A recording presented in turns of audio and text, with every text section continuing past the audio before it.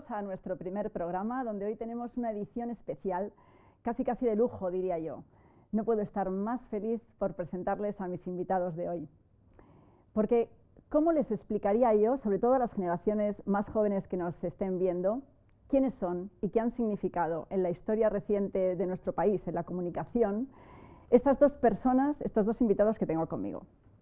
Ellos son Joaquín Arozamena y Rafael Sánchez Durbán. Martínez, Durbán. Martínez. Ale, flagelarme. Pero sí. no. Estela, que había hasta la casa de los Martínez. Que lo sé. Les voy a explicar por qué ha sido el lapsus. Es que llevo todo el día de ayer, y lo conozco de sobra, diciéndome, y lo he soñado, que iba a decir Sánchez Durbán. Así que he metido la pata totalmente a conciencia. Bueno, Martínez Durbán. Pero es que has dicho Sánchez Martínez, ni siquiera el Durbán le ha salido. Ya es el colmo. Bueno, rebobinamos y volvemos donde lo dejamos. Les decía que tengo conmigo a dos veteranísimos periodistas que lo han hecho todo en la televisión. Viejos. Nada de veteranos, viejos. Viejos serás tú. Claro. Y he dicho lo de veteranos eludiendo la petición expresa de Joaquín de llamarles viejo periodista. De hecho, le pregunté, ¿cómo ponemos el rótulo, Joaquín? Y me dijo, primero, viejo periodista, y segunda opción, matador de reses bravas. Con esto les digo todo del humor que tienen. Y soy antitaurino, pero bueno. Exacto. Bueno, vamos a tomar un poquito de aire, vamos a hacer una pausa publicitaria y después les presento a mis invitados como se merecen. Volvemos ahora mismo.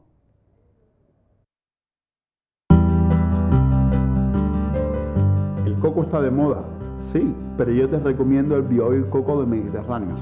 Es un coco que es biológico y por lo tanto te da la garantía que lo puedes aplicar en esas imperfecciones de la piel, problemas de sequedad, dermatitis, dureza, todo lo que está relacionado con el envejecimiento. Nos sirve de base un aceite de coco como es el de Mediterráneos. No vale cualquiera, hay que ir a la garantía está en BioOil Mediterráneos.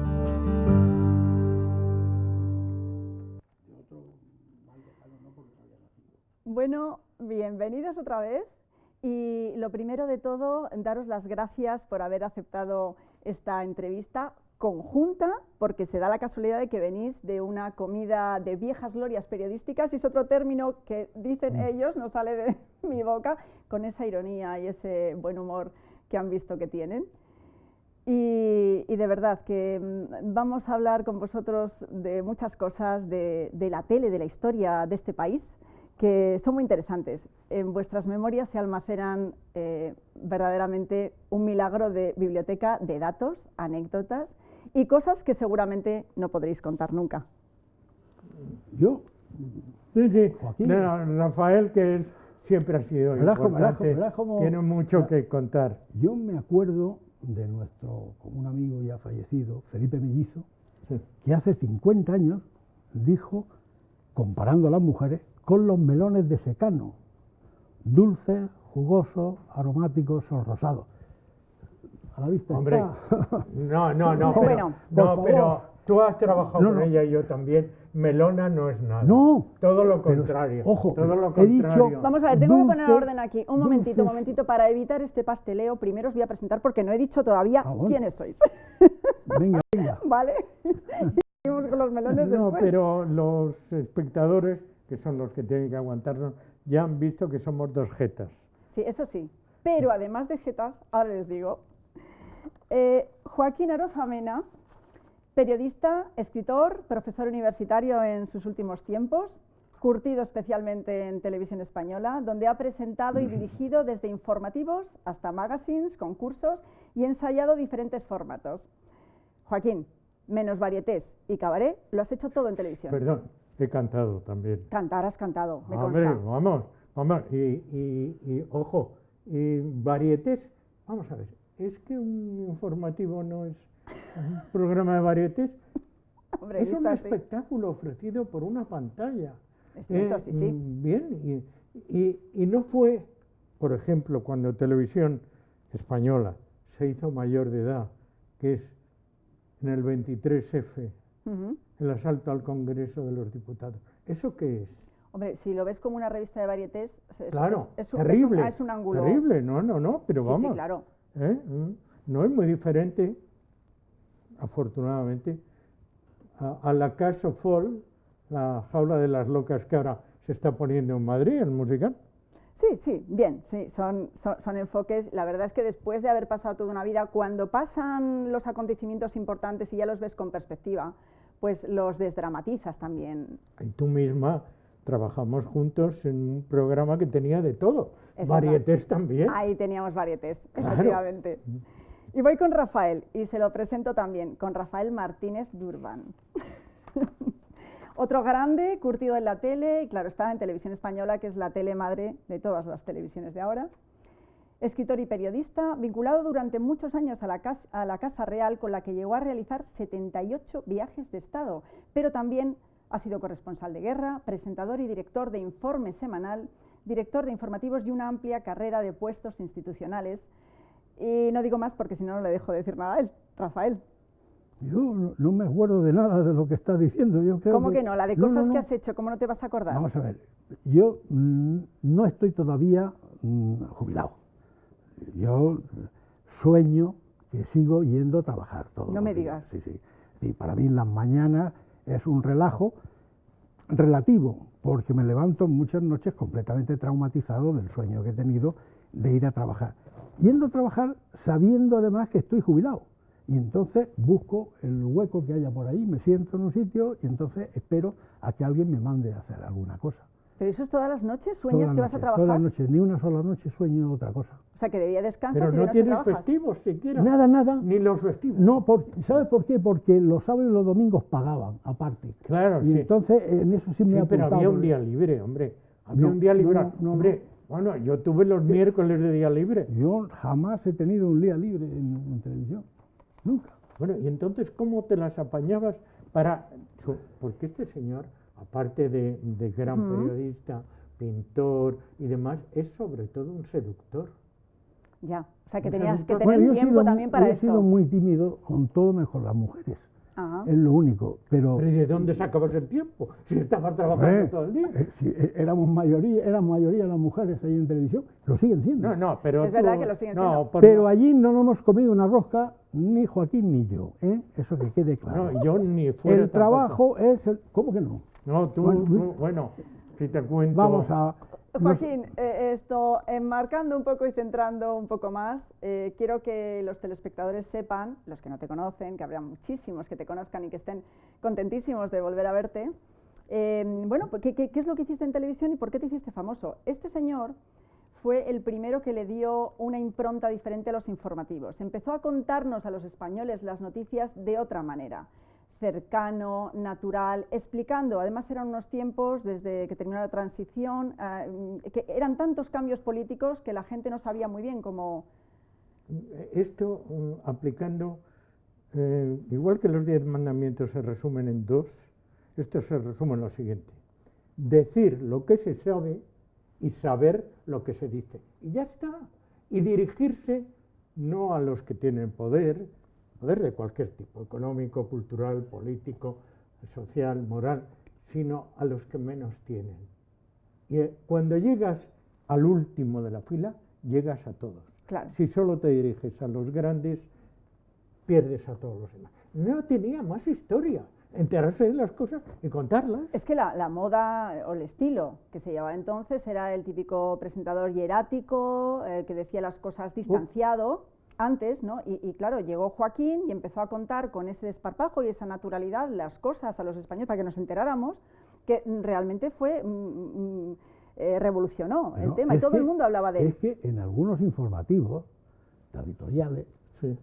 yo he llegado a hacer, entre algunas noticias, la primera comunión de la hija del presidente de la Diputación de Ciudad Real. Pero... Esto es rigurosamente cierto. Madre mía. La señorita fulanita de tal, hija del excelentísimo señor presidente de la Diputación, ha recibido hoy la Sagrada Comunión de manos del obispo de la diócesis fulanito de tal. Esas cosas se daban. Es que no había noticias políticas. No. Claro, antes no había, pero mira, antes. ¿Te parece más política esto? Porque claro, eso era una imposición del... Claro, exactamente. del Bueno, presidente de la Diputación. mira, tú eres más joven. Yo No. Uy, Llevamos 4 días. mira quiénes están ahí. Nos llevamos 4 días. Mira quiénes están ahí. Sí, eso es de ayer. Sí, ¿no? sí, Es de justo ayer. era antes de ayer. Sí. Bueno, mira. Luego hablamos de estas Mira, imágenes. en televisión, cuando uno llegó al periodismo, ya había trabajado de actor en programas infantiles, cuando estudiaba bachillerato, en programas que ni siquiera los contemporáneos recordarán, que se llamaban A la rueda, rueda y ambó a todo. Toma ya. A la rueda, rueda, con pan y canela. Bueno, pues ahí yo hacía de personaje histórico. Y los niños tenían que averiguar, uy, Paco Raval, Sí, Paco sí, fue Raval. un día fantástico. Paco Raval, bueno, supongo que lo conociste especialmente, Sí. ¿no? Era un personaje Sí. que en nuestro programa estuvo una vez, además, recitando, porque él era, Sí. hacía versos Sí, sí, que sí, sí, publicaba ABC, Sí. y estuvo un día, precisamente, que hubo versolaris vascos también, y fue un día muy especial porque, haciendo el programa en directo, nos dijeron que acababa de morir Concha Piquer. Es verdad, sí, sí, Concha ahora lo Piquer. recuerdo. Sí, sí. Y Claro. entonces Es- improvisaron fue sensible, versos Paco claro. Raval por un lado, y los versolaris vascos en euskera improvisaron también versos hablando de Concha Piquer. Fue una mañana espléndida, como tantas en las Que que hemos tú vivido tuviste papel importantísimo. Porque claro, es que nos estamos pasando de los informativos, que les quería yo explicar cómo hacía los informativos Joaquín, que además dio paso a una generación de nuevos periodistas de contar las cosas de maneras diferentes. Campo Vidal, Ángeles Caso, Concha García Campoy, todos Esos ellos... son posteriores. Son Esos- posteriores, sí, pero todos un poco se empaparon de esa manera cercana de contar las De cosas. enterarse. Mira, Y de- yo recuerdo que se hablaba el cuerno de África, el conflicto del cuerno de África. Y Y nadie yo se dije, enteraba pero nada. bueno, ¿qué cuerno es ese? ¿Qué cuerno es el cuerno de África? No, bueno, ya todo el mundo no sabe dónde está Madagascar, que por cierto después utiliza esto Woody Allen en la película El escorpión de Jade, Sí, lo de la palabra sí. Madagascar. Pero bueno, el cuerno de África. Entonces primero expliquemos dónde está el cuerno de África para que se enteren y luego ya veremos lo que pasa por allí.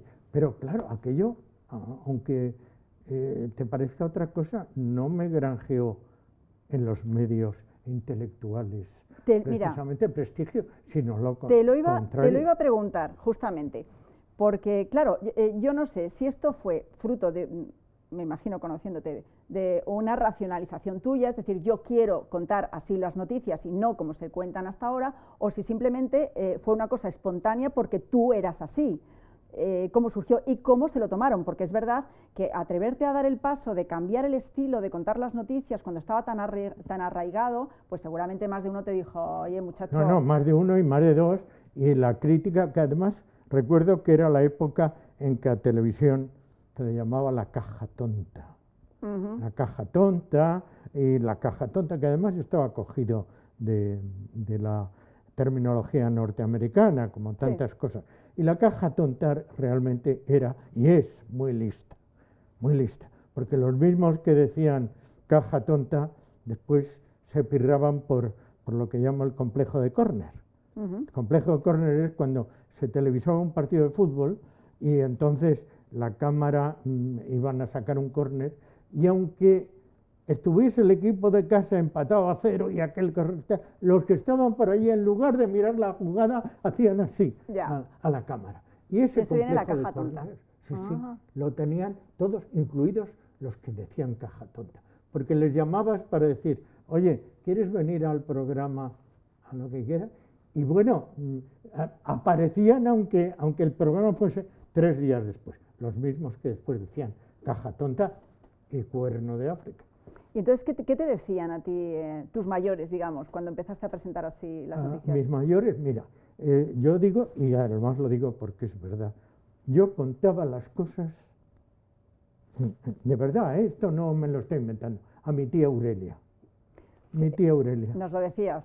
Cuando yo trabajé con él, que luego les contaré, efectivamente nos decía, dirigiros a vuestra tía, a una que penséis. Mi tía Aurelia era una persona de cierta edad, que vivía en Reynosa, que no era, tenía cierta curiosidad, de vez en cuando compraba periódicos, no todos los días, no era inculta del todo, pero tampoco era muy culta, y tenía interés y curiosidad por el mundo en el que estaba. Y yo, salvo decir, de Aurelia tal, me estaba dirigiendo a ella. Y si mi tía Aurelia se enteraba, es que lo estaba haciendo bien. Verdaderamente una cosa muy sabia, porque es así. ¿Qué sentido tiene explicar las cosas para que los espectadores no se enteren? Entre otras cosas porque la televisión, y eso no se ve, no estás en una tribuna y delante de ti la multitud. No, la televisión se ve en el cuarto de estar. Y la distancia que hay del televisor o de la pantalla a quien la está viendo es la distancia que hay como si alguien viene a tomar café a casa. Exacto. En esa distancia te está hablando y en esa distancia le tienes que hablar, no tienes que regañarle, porque es que se regaña, cosa que por cierto está haciendo un gran fenómeno de la actualidad, que es la niña esta Greta. Sí. Greta regaña. Sí, regaña mucho. Regaña muchísimo. Es verdad. No sé si es por el síndrome de Asperger que tiene, Sí. pero regaña, y además la chica se ha convertido en un negocio para sus padres. De Sí, todas sí, maneras, estoy de acuerdo. en aquella época se utilizaba mucho el papel. Es decir, los comunicadores, los presentadores, estaban permanentemente leyendo. Algunos no levantaban ni siquiera con lo cual la comunicación era mucho más complicada. Desde el momento en que empezaron con los... Y yo nunca utilicé papel, ¿eh? ¿No utilizaste? Bueno. No, ni teleprompter, porque no había. Pero el teleprompter ha facilitado precisamente esa comunicación que se mira a los dice, ojos. es decir, mirar a los ojos y a una distancia corta, con lo cual la comunicación es mucho gana más... credibilidad. Claro, da credibilidad. Una credibilidad, además, que por ejemplo en Estados Unidos los presentadores, los grandes presentadores han sido siempre mayores, lo han visto como el abuelo o el padre, Sí. o el padre. El O sea, no era exacto. El Marrow. Sí. Entonces aquí tienen menos credibilidad esa gente. ¿Por qué? Pues porque ves que no tienen madurez, por llamarle de alguna manera. Y sin embargo en Estados Unidos a mí me ha encantado ver a Cronkite, por ejemplo, que ha estado hasta el último momento, un hombre presentando con 80 años ya, y era el que mayor audiencia tenía, porque tenía una credibilidad enorme. Bueno, es que además es lo que decís, la credibilidad, la sabiduría, la experiencia, allí cuentan y suman. Aquí parece que te quitan de Pero medio. mira, vamos a ver una cosa. También hay periodistas de aquella época y de ahora. Vamos a ver, cuando nosotros estábamos estudiando en la escuela de periodismo, queríamos ser de mayores, pues a lo mejor Jesús Hermida, o un corresponsal de guerra, etcétera, etcétera. Ahora, sin generalizar, la mayoría de los chicos que salen de la facultad quieren ser reporteros en la puerta de la Casa de la Pantoja, o de Jesulín Urique, o de cualquier cosa esa. Entonces, ha perdido la profesión esa solidez que tenía, estoy hablando sin generalizar, pero se ha perdido muchísimo lo que teníamos en aquella época, entre otras cosas porque la Facultad de Ciencias de la Información se la inventaron unos cuantos que querían ser catedráticos, porque nosotros estábamos en cursos donde había 90 personas y al final terminamos 30. La promoción mía fuimos 9. Ahora salen 1.200, Claro, 1.500, No, cuenta todas las facultades de y en la España. puerta de la escuela de periodismo había administradoras de empresas para cogernos inmediatamente y llevarnos, porque hasta ese momento, antes de la ley de Fraga, no tenías que tener el carnet de periodista para, Ya, es para cierto, ser, es cierto. para ser director de un medio. Rafael, por ¿esto ejemplo. Teníamos enlaza? pluriempleo, porque Sí. pagaban poco. Ya, sí, Hombre, tenías esto que- siempre, yo tenías que creo. multiplicarte por 2 o 3. Yo he llegado a trabajar en un periódico por la mañana, en una revista después de ese periódico, una colaboración por ahí fuera, y por la tarde estaba en televisión. Un pluriempleo, pero de Como libre. No, ojo, y hubo un momento en que como en televisión no nos hacían fijo, pues teníamos que buscarnos algo fijo. Y entonces yo me acuerdo que me preparé a unas oposiciones y estuve en gabinete de prensa, como funcionario, pues, hasta que aplicaron las incompatibilidades. Que es que yo quería preguntarte, justo que te estás contando, bueno, por tus años paralelos a los que hablábamos de Joaquín, y cómo, tú eres de Almería como yo, Sí. Esta es una de las razones por las que nos conocemos y además, bueno, porque por lo que esta entrevista es conjunta, porque a los dos los conozco bien por distintos motivos y ya saben ustedes que a mí me encanta invitar gente a la que conozco y admiro. Y entonces te iba a preguntar que cómo un chico de Almería llega en los 50 a ser periodista y a venirse a Madrid. ¿Cómo fue esa trayectoria y qué te pasó ahí en los 50 en Almería, en el Lago de Almería? A los 50, no, vamos a ver. Bueno, en los 50, a ver si me he columpiado, tú me dices. Yo a Madrid me vine con 25 años. Yo empecé periodismo tarde. Sí. ¿Por qué? ¿Hiciste otra cosa antes? Yo me fui a la Universidad de Granada a estudiar Derecho. Es que lo de periodismo no estaba bien visto, Y ¿no? cuando, Además. bueno, los padres preferían ingeniero Claro. industrial, No, hombre, claro, dentista, de caminos, caminos, canales y puertos. Caminos, canales y puertos. Eso era lo mejor.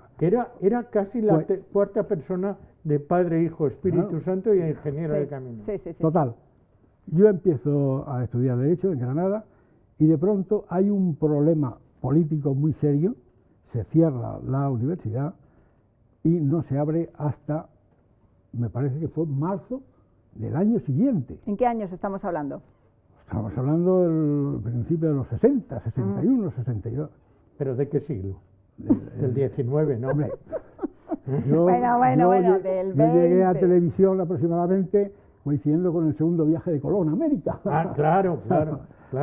Sí, porque Colón igual que Cervantes con el Quijote, igual que Rambo. Dicen Rambo 1, Rambo 2, también hubo el Quijote 2. Y entonces, los viajes de Colón. Tú fuiste en el tercero. el tercer viaje de Colón. Bueno, a ver, no me lo disperses. Bueno, Seguimos. total, que se cierra la universidad y me voy a Almería, regreso a Almería. Y me dice mi padre, no puedes perder el año, ¿qué podemos hacer? Y él era catedrático de análisis matemático en la Escuela de Comercio de ahí de Almería. Y me dijo, con los estudios del bachillerato superior y el preu, etcétera, puedes convalidar y en un año terminar el peritaje mercantil. Y es lo que hice. Cuando terminé el peritaje mercantil el año siguiente, me dijo mi padre, ¿por qué no te quedas ya hasta terminar la carrera de profesor mercantil y luego aprovechas para hacer las milicias universitarias? Y es lo que hice. Me quedé allí, hice las milicias O sea, universitarias. hiciste todo eso y después cuando te dio Y por cuando decir... terminé, me vine y saqué unas oposiciones para administradores de aeropuertos. Madre mía. Estuve en Málaga 2 o 3 meses y luego me fui a Almería, hasta que se inauguró el aeropuerto. Y cuando se iba a inaugurar el aeropuerto, vino un equipo de televisión a hacer un reportaje y como estaba allí trabajando, pues le enseñé las actividades que se realizaban, etcétera, etcétera. Y el último día, el que vino, que era Miguel Martín, Anda, que fue director que luego de luego fue director de televisión. Yo colaboraba en La Voz de Almería y me acuerdo ¿Sí? que hice, pues me leyó un reportaje pequeñito y me dijo, ¿por qué no estudias periodismo? ¿Qué haces aquí en el aeropuerto? Y digo, pues tienes razón.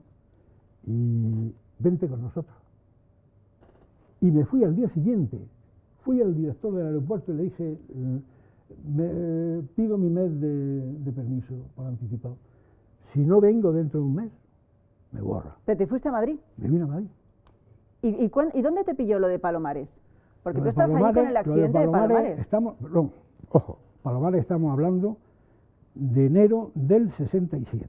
Ya cuando ya llevabas un yo tiempo... había terminado ya las milicias universitarias. Y las 1000 cosas que las has 1000 hecho cosas antes que de estaba periodismo. haciendo. Entonces, Fernando Según, que era jefe de prensa del Ministerio de Información y Turismo, me llama por teléfono y me dice, Rafael, mira, Fraga va a inaugurar dentro de 2 o 3 semanas el aeropuerto de Mojácar. Coge a Antonio Cano, a Marc Cano, que eran los corresponsales de televisión, iros para allá a hacer un reportaje y entonces nos lo mandáis inmediatamente. Perdona, antes de seguir, vamos a explicar qué es esto de Palomares también para que los espectadores se enteren, porque tenemos un par de vídeos. ¿Sí? Sí, que los Pero vamos aquí a no poner. tenéis la canción que se cantaba en la universidad y que le acabo de cantar No. antes de empezar el programa. Esta la cantamos después. Yo soy Fraga Iribarne, ministro de Información, que me baño en Palomares, sin corchos ni flotador. Y luego La sigue. recuerdo. Si quieres la cantamos ¿Qué luego. queréis verlo? Luego la cantamos. Sí, vamos a ver el vídeo para recordar un poco el accidente de Palomares del que estamos hablando y la intervención que tú tuviste allí.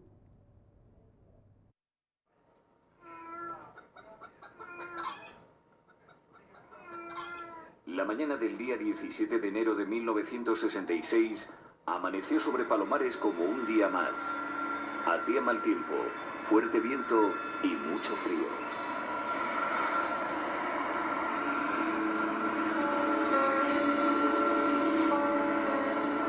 El bombardero nuclear llamado T-16, un B-52 con 4 bombas nucleares de hidrógeno, se disponía a repostar combustible en vuelo. Un avión nodriza KC-135 había despegado de la base de Morón para alimentar al B-52. La operación duraba 10 minutos. Se hacía a 10.000 metros de altura y a una velocidad de 400 km/h aproximadamente. Una tarea de rutina para las dos tripulaciones.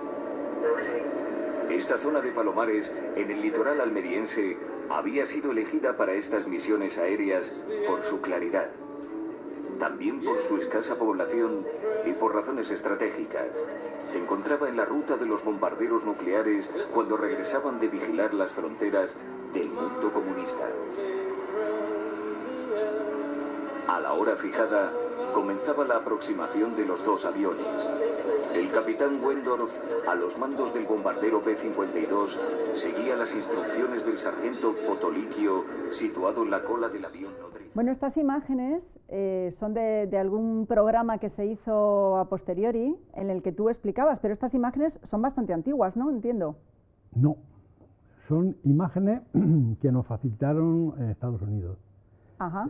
Y que utilizamos para hacer un reportaje en televisión española, cuando se cumplió el 50 aniversario. Sí, eso es. Sí, me refiero a las imágenes en sí, que se nota que son Hay antiguas, otras de archivo. imágenes dentro de este mismo reportaje que sí son de la época del momento del accidente. Sí, que ahora las veremos Ahora después, veremos. como dentro. Vale. Rafael, ¿qué pasó exactamente en Palomares? ¿Cuál fue el problema y qué hacías tú allí? Bueno, pues después de esa llamada de Fernando Segú para que fuéramos a hacer un reportaje, nos fuimos. Y antes de entrar en el parador de Mojácar, de pronto oímos una explosión impresionante, miramos hacia arriba y vimos caer como una bola de fuego. Y lo primero que hicimos fue, antes de ir, lógicamente, a entrar a hacer el reportaje de televisión, coger 2 caballos que teníamos ahí e irnos directamente allí. Y allí lo que nos encontramos, utilizando el tópico, fue un tremendo, dramático, terrorífico situación.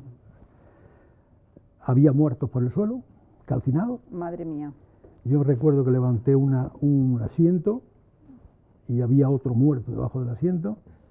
Nos vino de frente un miembro de la tripulación con un ojo fuera, tapándose así la cara. Lo primero que hicimos, porque fue el único que vimos vivo por allí, meterlo en el coche Bien. y llevarlo a Vera, que estaba muy cerca. Y allí la médico, porque era una chica médico la que estaba en aquel momento, casi se desmaya al verlo. Ya. Porque imagínate, en un pueblo estará pues una gripe, un catarro, pero que le llegue un tío que se ha caído de un avión medio quemado y con un ojo fuera, pues aquello fue tremendo. Nosotros lo dejamos allí y nos fuimos. Lógicamente lo que hicimos fue llamar a las autoridades de Almería, al gobernador civil, llamé a Fernando Segú para contarle todo lo que había pasado y a partir de ahí pues todo lo demás. Y tenemos unas imágenes tuyas en este mismo programa donde te quejabas de lo que era la desinformación que había entonces, que las vemos, que ahí lo explicas fenomenal en una sola frase. Nuestro compañero Rafael Martínez de Urbán realizaba sus prácticas de periodismo en el diario local La Voz de Almería. Era un joven de 22 años. Bueno, para un periodista que empezaba, Palomares fue una frustración profesional casi desde el primer día. Estábamos ante la noticia del año y ninguna información. Yo recuerdo que llegué a preguntarle al general americano qué hacían allí esos miles de bidones apiñados en la playa frente a 20 o 30 unidades navales, y su respuesta fue muy clarificadora. ¿Qué bidones? ¿Qué barcos? Sí, realmente... Lo dices todo. No había información de ningún tipo. Para empezar, no decían que había habido un accidente nuclear, sino que había habido un percance, un accidente aéreo, etcétera, etcétera. Pero la Guardia Civil, que siempre es la que se entera de todo, nos llegó a decir: no os acerquen ustedes demasiado allí porque hay una bomba atómica y puede explotar de un momento a otro. Pero vamos, si explota aquí, desaparece usted el primero porque es el que está más adelante y desaparecerá Almería entera, Murcia, posiblemente Alicante, Jaén, Granada. Pudo etcétera, ser etcétera. terrible. Pudo ser terrible. Aún hoy hay radiactividad Sí, en la hay. Palomares. La AI siguen haciendo controles a los habitantes. Siguen todos haciendo los años. controles. A mí, la misma noche que se produjo el accidente, al llegar a casa, me acuerdo que estábamos cenando y llegó pues una tata que teníamos de toda la vida a decirle a mi padre que había 2 policías vestidos de uniforme en la puerta. Entonces salimos allí y nos dijo, o sea, volvió mi padre y me dijo: ponte todo lo que llevaste esta mañana. Ropa interior, pañuelos, zapatos, calcetines, todo lo metes en una bolsa y te vienes conmigo al gobierno civil. Efectivamente fuimos al gobierno civil, me hicieron unas analíticas, me tomaron saliva, pruebas de saliva, los ojos, el pelo, las cosas así, y a partir de ese momento fue todo lo demás. Al día siguiente se presentó Fernando Semú y nos llevaron directamente a Palomares. Y yo estuve en Palomares los 3 meses hasta que sacaron la bomba. No me dejaron salir de allí. Ya. No, y tampoco me dijeron si tenía una contaminación. Nada, sin información. Nada, sin información ninguna. Pero sí podíamos informar nosotros a los periódicos, incluso a televisión, lo que se podía decir en aquel momento. Por eso el comentario que hago es que, viendo en la playa miles de bidones, 30 y tantas unidades navales, yo le preguntaba al general qué hacían allí, por qué estaban, porque claro, decían que no había pasado nada. Ya. Y decía él: ¿qué bidones? ¿Qué unidades navales? O sea, él no las veía, lo estábamos viendo es para absolutamente tontos, todo. verdaderamente. Aquello fue terrible. Sí, sí. Pues nos vamos a dar otro saltito en el tiempo. Entonces, vamos con Joaquín, después de aquellos informativos donde cambiaste la manera de hacer, seguiste haciendo programas en televisión y fuiste a hacer otro tipo de contenidos, no solamente informativos, sino de ocio, de entretenimiento. Y llega un día pues que este señor decide dirigir y presentar un... No, no lo decido yo, me mandan. mandado el pobre, a hacer uno de los primeros magazines matinales que se 6 hicieron. horas, es. 6 horas, exactamente. Desde las 9 que empezaba hasta las 2 de la tarde. Exacto. Bueno, entonces en estas llegaba yo, que venía de hacer teatro clásico con Adolfo Marsilla, que había terminado el primer elenco de la compañía, en ese momento no estaba trabajando, y a lo tonto perdido, la típica cosa de que me llama una amiga y me dice: Estela, acompáñame a un casting, es una cosa aburridísima de televisión, de verdad no me apetece nada, vente conmigo. Y bueno, después de compromiso dices: vale, venga, que me voy. Ella tenía el día tonto, no pensaba hacer nada de tele, y yo llego, la acompaño y tengo el día de gracia. Y al día siguiente... No, tú eras lo que eres, una persona inteligente, simpática, empática, atractiva y muy valiosa para la televisión. Dulce, Fíjense que nunca sonrosada, supe por qué me había aromática, dulce, sonrosada, aromática, como Bueno, decía bueno, Felipe de verdad, Mellito. por Dios, a ver, dejadme No, seguir con la línea lo argumental. Lo eras, Lo es. y lo eres, claro. Y además, he dicho lo de empática, que mucha gente no sabe lo que significa la empatía. Pero ahora está de moda, lo de hablar de Sí, empatía, sí, de están emociones, de moda muchas. pero sí, otra cosa es saberlo y aplicarlo. Claro, empática porque nos entendíamos perfectamente. Yo creo que bronca no tuvimos nunca. No, apenas, y ahora te contaré cuál, y con toda la razón. ¿De Porque quién? una bronca tuya bien gorda, pero ¿te eché una bronca? con toda la razón, y además la voy a contar porque es una lección Ahí va. que aprendí. Sí, bueno, pues eso, hice aquel casting y nos eligió a Candela Palazón, que desde aquí le mando un beso muy grande porque seguimos siendo grandes amigas, y a mí, que además nos llevamos tan bien en el programa, eso fue maravilloso, Sí. porque hicimos una alianza Claro. en lugar de hacernos competencia. Mira, 2 mujeres guapas, inteligentes y tal, y que no competían entre sí, sino al revés, Nos ayudábamos. que se ayudaban y me ayudaban a mí. Sí, y además proponíamos cosas que una vez que pasaron unos meses y fueron viendo en el programa que vale, que les servíamos, íbamos haciendo bien las cosas, nos empezaron a dar cuartelillo y nos dejaron hacer más cosas, monólogos cómicos que yo me inventaba, canciones que ella cantaba porque era cantante, además de periodista, canciones que hacíamos las dos. Bueno, nos tiramos a la piscina en tantas cosas que fue muy divertido, aparte de los concursos, presentaciones de actuaciones. Entrevistas. Entrevistas, alguna de ellas, bueno, yo recuerdo muchísimo esa entrevista que me diste un día a traición. No, a traición no. A traición porque no me la colocaste antes, o sea, ni siquiera estaba en la escaleta a primera hora de la mañana, o sea, como a media mañana me dice Joaquín, la vas a entrevistar tú a Antonio Montiel, el pintor, que hoy es además un tío conocidísimo, un artista extraordinario, y que trajo un montón de cuadros que había hecho de las folclóricas, de que estaban de moda en ese momento, bueno, todas las que Pantoja, Rocío Jurado, luego Isabel Preisler, en fin, todas esas, a Sara Montiel. Sara Montiel, que estuvo en el programa. Que estuvo en el programa, el día de la bronca, es que ahora lo comentaré. Y entonces, pues me dio aquella entrevista, que tenemos imágenes por ahí, si nos las podéis pasar, y si no las vemos Quedó luego. muy bien. ¿Dónde está la traición? No, claro, la traición fue que yo me sentí, dije, madre mía, ¿cómo voy a torear esto? Luego es verdad que salió bien y recuerdo con mucha emoción que cuando terminó la entrevista me cogiste del brazo y me dijiste, has estado de dulce, un 10. Y yo lo sabía, por eso no había traición ninguna. ¿Qué te crees? ¿Que yo quería que el programa se hundiese? No, yo quería que fuese bien y por eso te lo... Claro, pero una no tiene la seguridad de que va a hacer bien el trabajo. Cuando se dan muchos años después, volví a ver a Antonio Montiel, pero hace ya no muchos. Y entonces le pregunté si tenía aquella entrevista, porque nadie la grabó, y sí, la tenía, la grabó, la había grabado y me la mandó. Bueno, pero cuéntalo de la bronca. Lo de la bronca fue, pues el día que vino Sara Montiel, resulta que se le ocurre a Joaquín darnos una entrevista a la Limón, a Candela y a mí, con la poca experiencia que teníamos entonces, que era casi el principio. Entonces nos dice, bueno, viene un señor que nos va a hablar de árboles genealógicos y le hacéis entre las dos la entrevistita.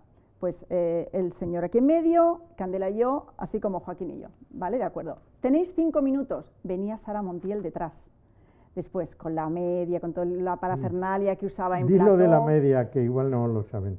Sí, pues Sara siempre imponía, cuando iba a hacer televisión, que en la cámara la taparan con una media de piernas, para así salir su cara más difuminada. Y solo era como un filtro, ahora de esto. Desde un ángulo. Sí. Solo desde un ángulo. Exacto, entonces ella tenía sus... Bueno, y nada, nos ponemos las dos a hacer la entrevista. Bueno, el señor pues resulta un técnico en su materia, monótono, contando pam. Aburrido. Claro, sí. Y Candela y yo, pues ¿qué hacemos? Intentar brillar, intentar hacerlo muy bien. Entonces, claro, ella preguntaba una cosa, pues yo preguntaba otra. Entonces, Monse, la regidora, estaba ya a los 5 minutos pegando saltos, diciendo, se acabó. Pero claro, cuando yo iba, por ejemplo, a cortar, Candela abría otro melón de pregunta. El señor se tiraba un congo respondiendo. Y cuando iba a cortar ella, yo hacía lo mismo. Entonces, aquello duró 12 minutos. Ya teníamos a Joaquín en el plató, que nunca lo hacía, saltando directamente delante de nosotras. Y nosotras, de verdad, no sabíamos cómo terminar aquello.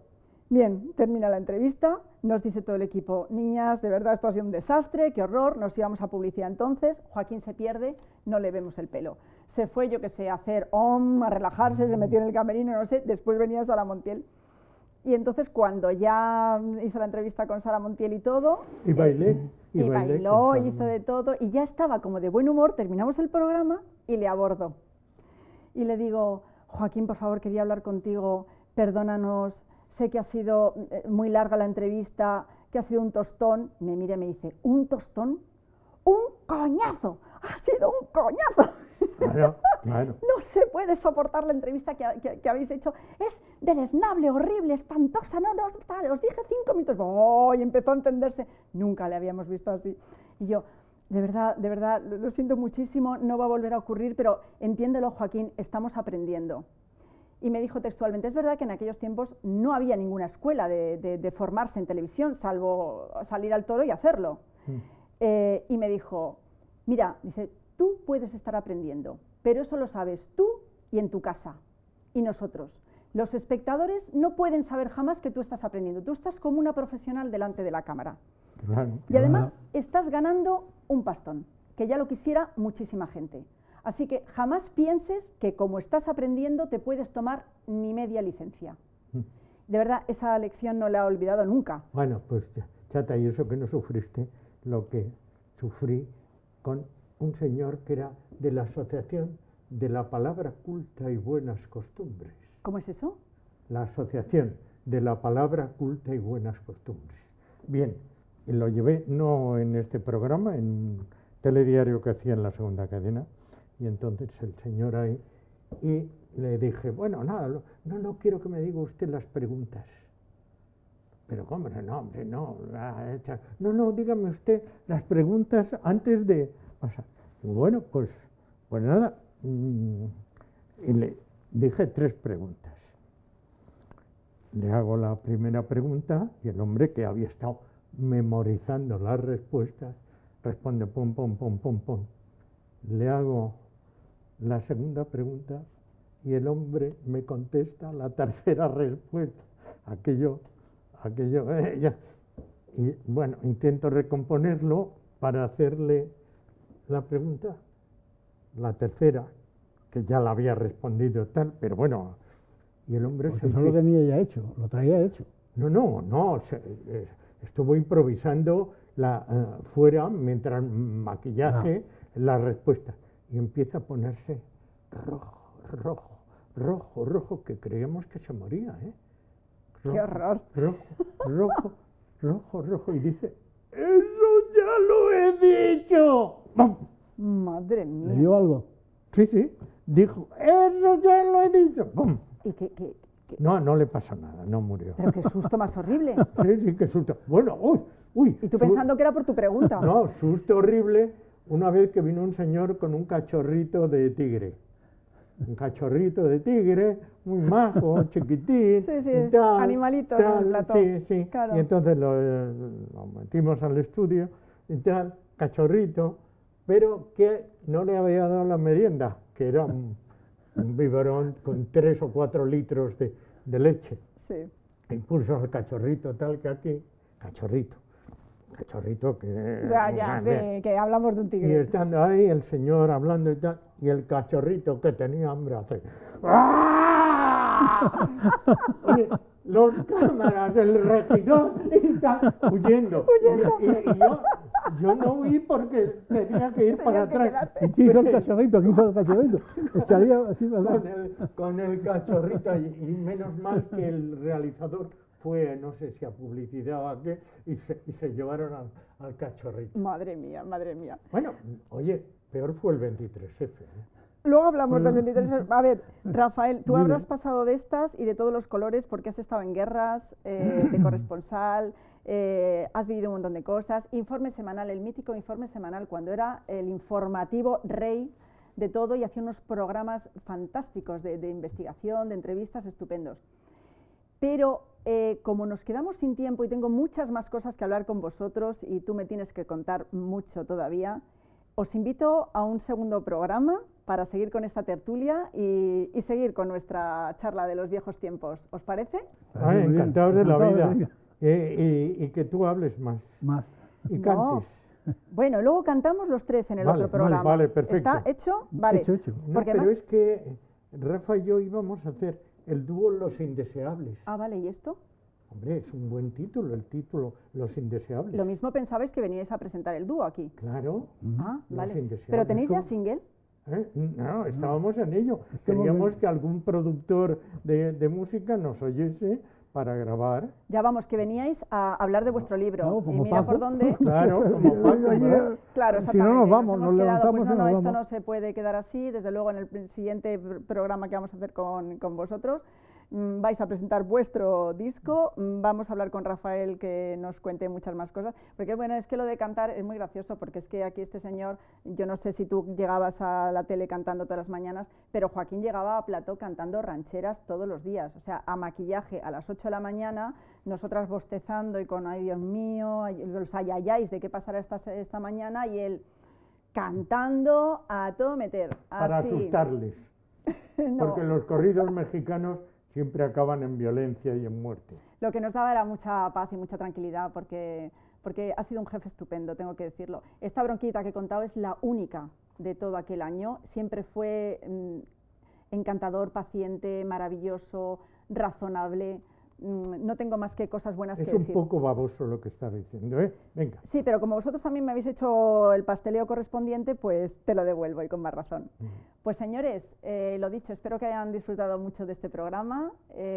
Volvemos en una siguiente edición de lujo también con nuestros dos invitados, y ya saben que lo pueden ver, además de en esta emisión, pues online, por las aplicaciones de móvil y en YouTube, en cuanto esté. Muchísimas gracias por acompañarnos y hasta el próximo programa.